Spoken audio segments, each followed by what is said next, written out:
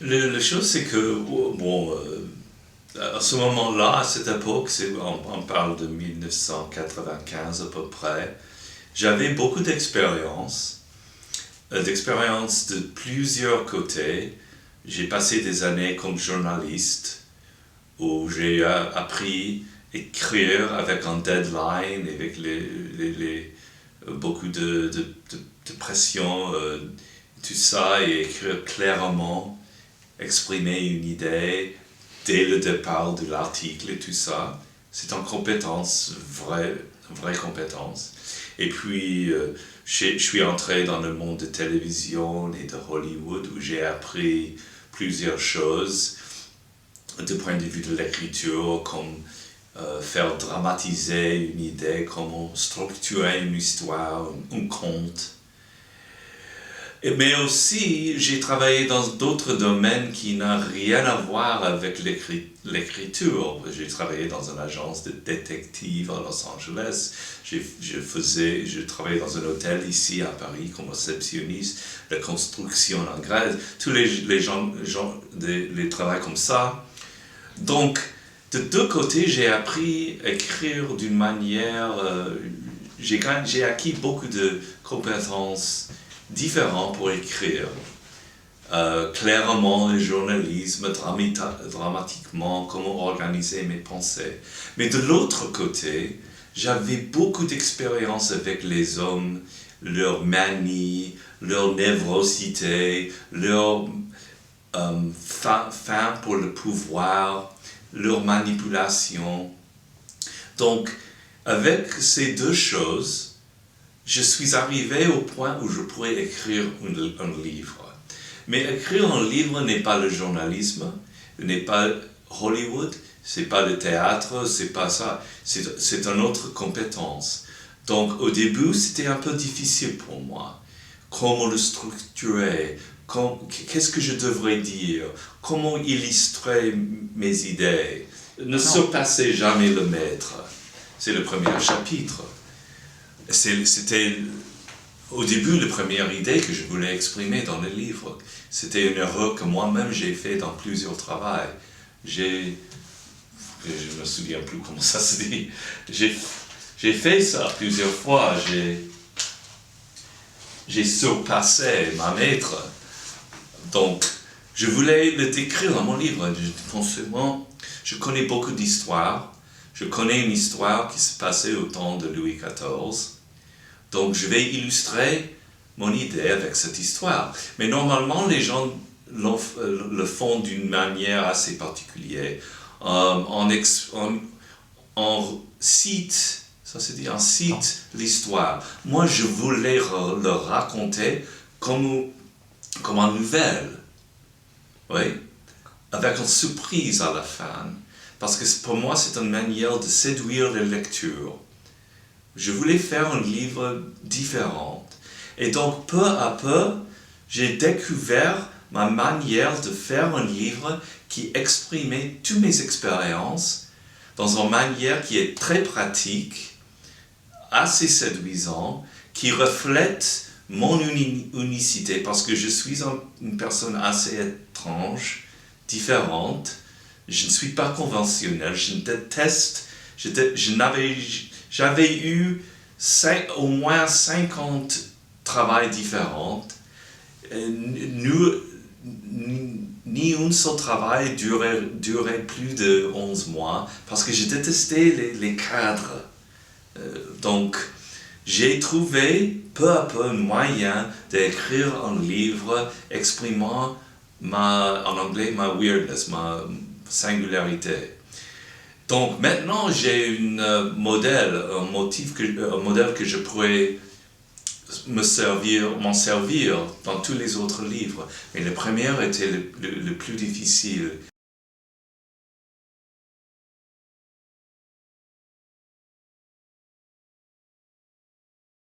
Machiavel, qui est un très grand auteur que j'aime beaucoup. Il y a une grande différence entre le mot machiavélique et la réalité, parce qu'en réalité, c'est un très grand écrivain. Donc j'étais beaucoup inspiré par lui et par des autres. Mais vraiment, pour dire la vérité, il n'existait pas un livre comme celui-ci, dans la structure, dans la manière de dire, et même si vous regardez, ça paraît différent, avec les couleurs comme ça, et les choses du côté en rouge. Donc moi, j'ai créé un livre, toute une structure nouvelle. Donc il n'y avait pas quelque chose pour moi à imiter. Quand je l'ai fait, je sais pas, c'était un peu subconscient, je sais pas, ça reflète.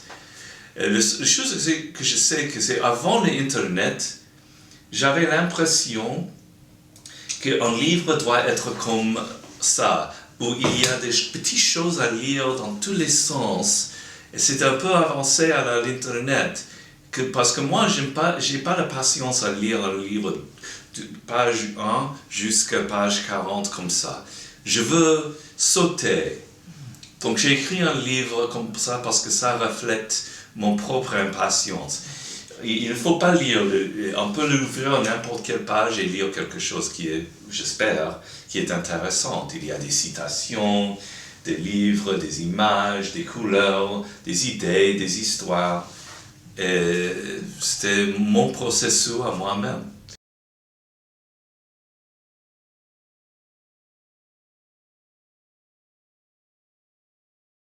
C'est un processus de découverte. Il faut laisser le chemin un peu ouvert. Et pour moi, ça c'est la clé de la créativité en n'importe quel domaine. Il faut laisser les choses un peu plus ouvertes que normal. Donc, j'ai une idée. Mon prochain livre, c'est sur l'intelligence relationnelle. Je l'appelle Les lois de la nature humaine. Je vais vous donner une manière à entendre les gens, à décrypter les signes qu'ils émettent d'un niveau supérieur.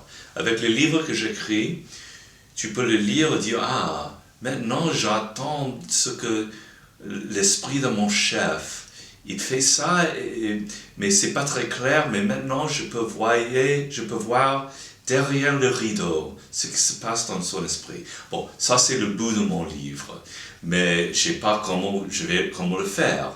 Donc, j'y pense, je lis des livres et j'ai noté 24 lois humaines, de la nature humaine. Mais ça va changer pendant que j'écrive ce livre. Alors, je lis beaucoup. Pour un seul livre, j'écris 300, 400 livres et je lis vraiment. Je prends les notes, j'organise les notes, je découvre les thèmes. Je pensais au début que ça c'est une loi de la nature humaine, mais enfin j'ai découvert que non, ça marche pas. Mais il y a une nouvelle qui m'est venue. Donc je suis ouvert à ce qu'il arrive dans le moment. Et je construis un livre peu à peu avec les recherches que je fais d'une manière assez ouverte. Et c'est comme ça, et c'est un peu difficile parce que ça dure 2 ans, peut-être 3 ans. C'est plutôt construire une maison ou un bâtiment. Il faut la patience pour le faire avec un bon fondement et tout ça.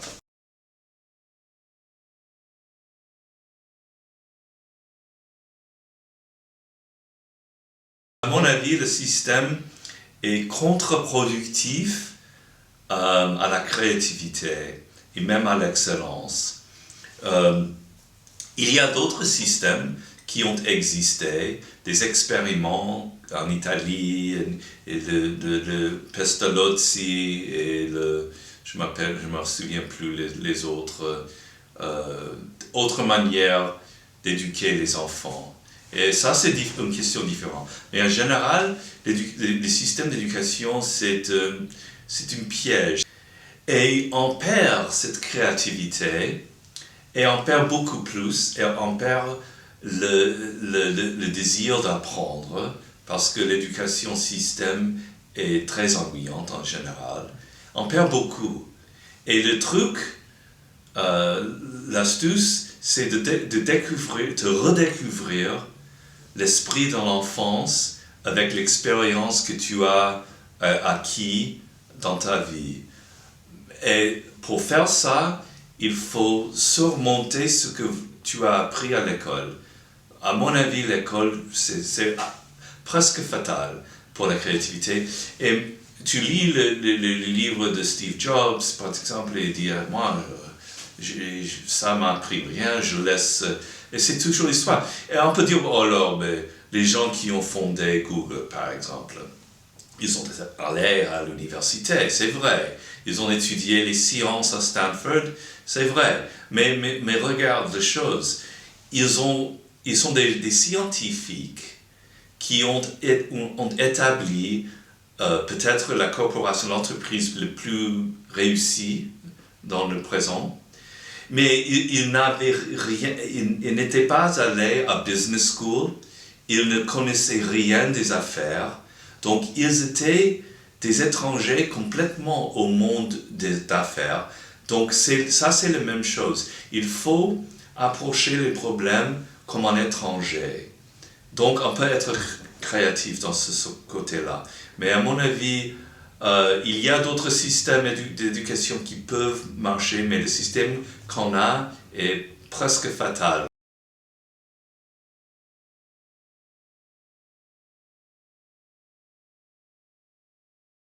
Qui se contentent de ça. Ils sont tous d'individus. Et il y a des gens, par exemple, qui veulent la sécurité qui vient dans paycheck, dans salaire.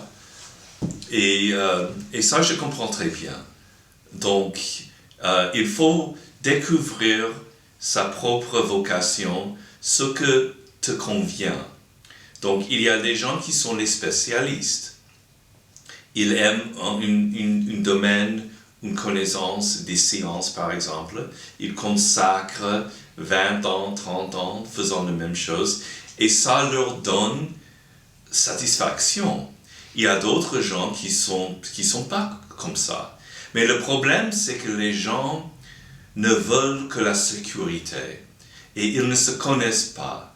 Et donc, ils choisissent la vie de salariat. Et puis, pour la sécurité, et après 10 ans, ils s'ennuient tellement.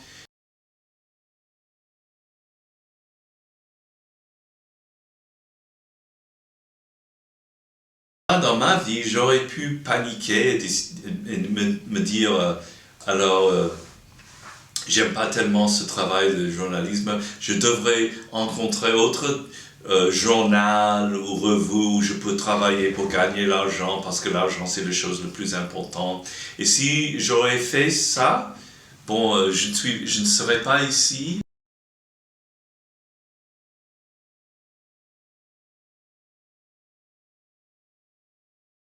C'était un peu un club très... une atmosphère assez gelée, rigide, avec des autorités très hiérarchiques. Et ça n'existe plus. Ce monde n'existe plus.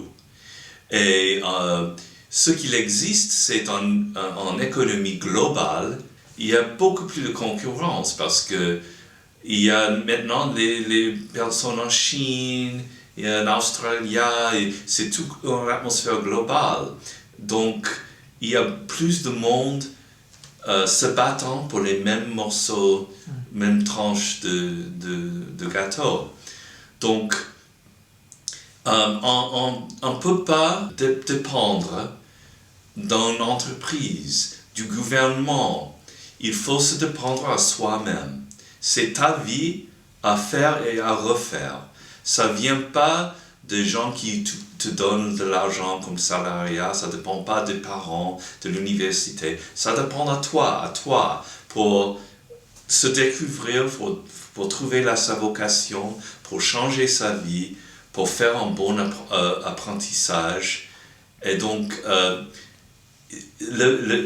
si on veut revenir au passé avec un salariat pendant 20 ans, tu peux le faire, mais tu prends le risque qu'en 10 ans, l'entreprise te dit oh, bon merci, mais on fait comme ça, chômage, et voilà qu'est-ce que tu vas faire dans ce moment-là.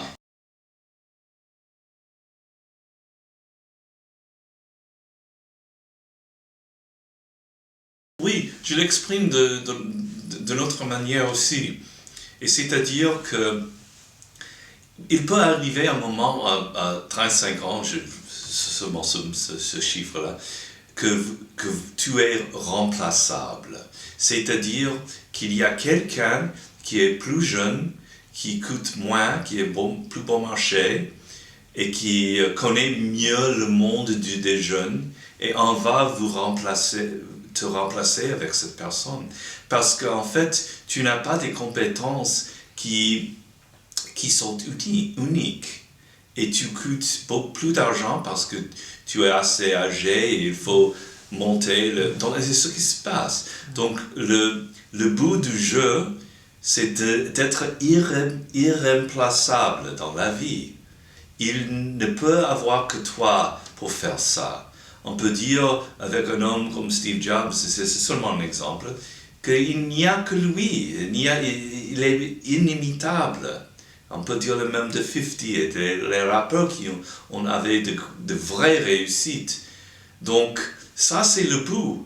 Parce que si vous avez des compétences et tu sais créer quelque chose de nouvel, pas conventionnel, tu vas être toujours en demande. Et il y aura des moments difficiles, il y aura peut-être des moments même de chômage, mais tu sais les surmonter et tu as des vraies compétences pour le faire.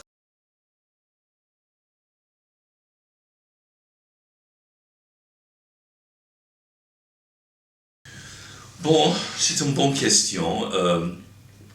À mon avis, le bout de l'excellence, en anglais le mot est mastery, la maîtrise, mais c'est de s'exprimer dans ton travail. Alors, c'est pas l'argent.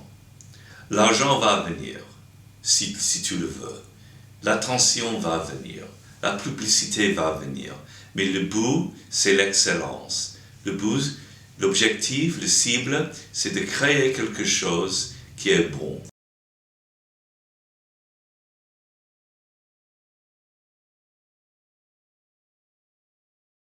Oui, alors aux États-Unis, c'est très normal qu'un entrepreneur a des échecs. Les échecs sont normaux. Donc l'importance au début, si tu veux être entrepreneur, c'est pas l'argent. C'est pas gagner l'argent. Si tu es obsédé par l'argent, il y a des problèmes parce que tu penses plutôt à l'argent qu'à prendre les leçons. Et ça va mieux si votre entreprise, tu as 25 ans, tu as démarré un truc, ça n'a pas marché, tu as perdu de l'argent ou tu n'as pas gagné de l'argent. Bon, mais tu as appris des bons leçons. Donc, la deuxième fois, tu vas le faire beaucoup mieux. Et ça va beaucoup mieux. Et donc, peut-être à la troisième fois, tu vas gagner l'argent. Mais si vous êtes tant pressé pour gagner de l'argent, c'est très difficile d'apprendre les leçons. Et aussi, la vie est dure. Et donc, il y a des moments où on n'a pas de l'argent. Moi, quand j'avais à peu près 27 ans, je travaillais à Londres et j'avais un travail qui me paye très peu. C'était très difficile, même manger, mais ça m'a enseigné vivre sans argent, qui est un vrai art. Donc, il ne faut pas être obsédé par l'argent.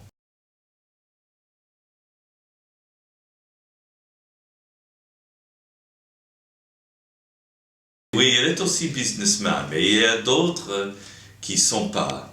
Et ils ont des managers, et bon, il y a des managers qui sont des escrocs, qui volent de l'argent, et ça c'est un autre problème. Mais je connais par exemple Eminem, qui est très grand ami de 50. Lui, il n'aime pas les affaires, l'argent, il ne veut rien avoir avec ça. Il a un très bon manager. Mais oui, il y a des gens qui sont ratés, qui aiment beaucoup leur art et qui ne reçoivent beaucoup d'attention. Ça arrive, oui, je sais. Et c'est pas 100% qui va arriver à l'excellence ou le succès comme ça. Mais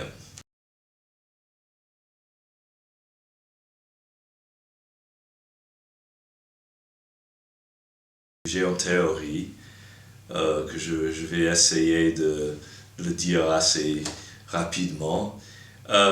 C'est-à-dire qu'au début, le pouvoir était très très concentré. Et peu à peu, à travers des mille années, comme ça, il est déconcentré. Oui. Et pourquoi? Parce que les gens ont un goût enfin pour le pouvoir. Il n'y a personne qui aime le sentiment qu'il y a des autres qui contrôlent leur vie.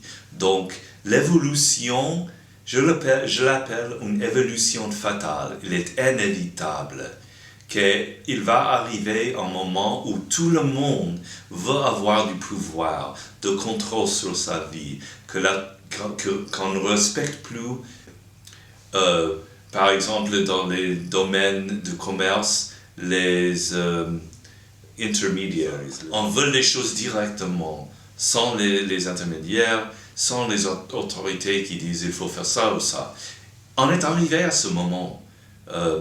Et donc, ça va changer les politiques dans plusieurs pays. Ça arrive dans le monde arabe, ça arrive en Turquie et en Ukraine et tout ça. Et donc pour moi, c'est inévitable. Et cette panique qui existe parmi les hommes politiques, aux États-Unis, en France, mais plus fort en Russie et en Chine, où on contrôle beaucoup plus fortement l'Internet, ça ne peut pas durer. C'est absolument impossible. Parce que c'est comme dans le mythe de Pandora, dans les Grecs anciens, le couvercle est ouvert et c'est fini. On ne peut pas les mettre là-dedans. Et ça, c'est inévitable que les gens vont... donc, si on veut essayer de contrôler le Twitter, on va trouver un autre truc.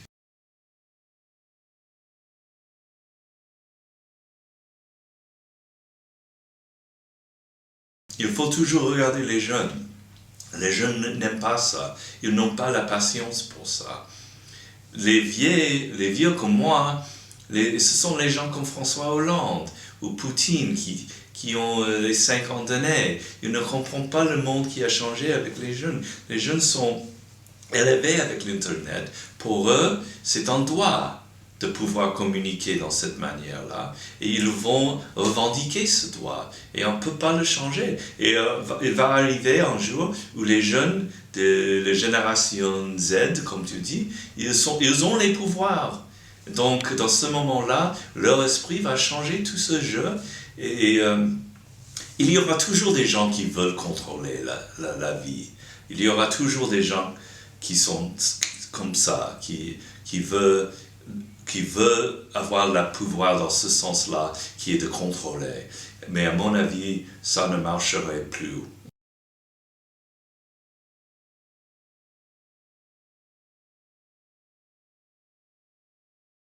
Je ne veux pas être innocent ou naïf de dire que l'excellence a le pouvoir maintenant parce qu'évidemment, effectivement, c'est l'argent.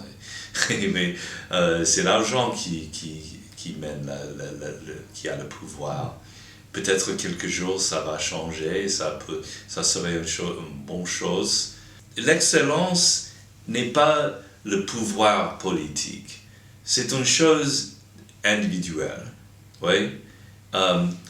Donc, il y avait un moment dans l'histoire qui est l'époque la plus connue, qui est la Renaissance. Et dans cette époque-là, il y avait beaucoup plus de maîtres dans le monde, dans tous les domaines, dans la peinture, dans les sciences, dans les politiques. Et c'était un grand moment dans l'histoire. Et on parle de Renaissance comme notre enfance. On voudrait bien revenir à ce moment. Ça pourrait être l'avenir pour nous. Un moment où il y a beaucoup de gens qui sont des maîtres de leur domaine, qui sont très créatifs qui inventent des choses qui vont changer le monde. Regarde, nous avons beaucoup de problèmes, des problèmes écologiques, le climat et tout ça. Et nous avons besoin des maîtres pour résoudre ces problèmes assez critiques. Et je peux imaginer un futur où la maîtrise, l'excellence vaut mieux que l'argent. Et ça, c'est très important qu'il y a des gens comme dans la Renaissance qui pensent plutôt à la connaissance, à la compétence, à améliorer le monde pour les autres que le pouvoir personnel ou pour contrôler ou pour l'argent. Mais maintenant, ce n'est pas la réalité, je sais, mais c'est un rêve. Et même j'avais ce rêve un jour, vraiment un rêve, je ne sais pas, il y a 4 ans à peu près, j'avais un rêve et je suis réveillé et c'est l'année 2074 à peu près. Et j'ai regardé par les rues et les gens étaient tous souriants. Et j'avais l'impression, alors finalement les gens ont trouvé la manière de résoudre les problèmes et que tout va bien. C'était un rêve, c'était une image, mais je l'avais.